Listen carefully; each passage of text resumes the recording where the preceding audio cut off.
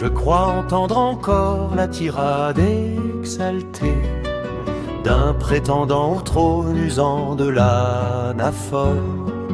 Moi, président, surenchère des égaux, bel et fort, et son cadet, jolie trouvaille, il fallait l'inventer, qui conseille aux chômeurs de traverser la rue pour trouver un emploi, quelqu'un l'aurait-il cru?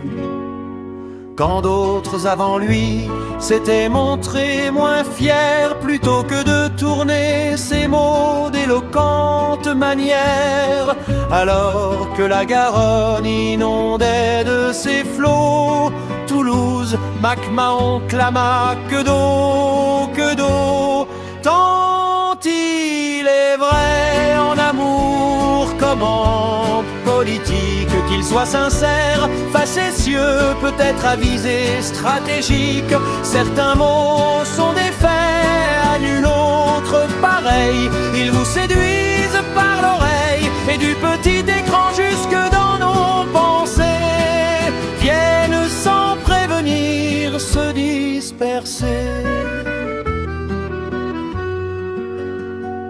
Lui, président, commit la phrase assez sublime que l'on méditera car elle nous a émus.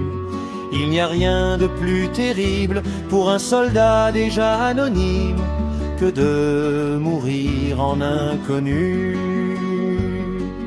Quant à ce lord anglais qui proposa des larmes, du sang, de la sueur à l'aube de grands drames, et délaissait tout sport pour un verre de whisky sur les bienfaits des pommes, aux diététiciens qui prétendaient qu'en manger éloigne un médecin. Il rajouta à condition de viser bien. La morale de l'histoire est enfin rapportée par un habile président, un rose socialiste qui n'était pas avare de contre-vérité.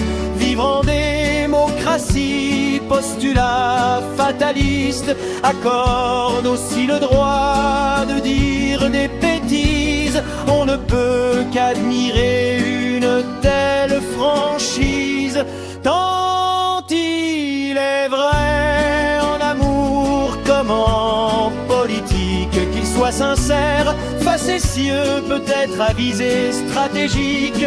Certains mots sont des faits, à nul autre pareil. Ils vous séduisent par l'oreille, et du petit écran jusque dans nos pensées viennent sans prévenir se disperser.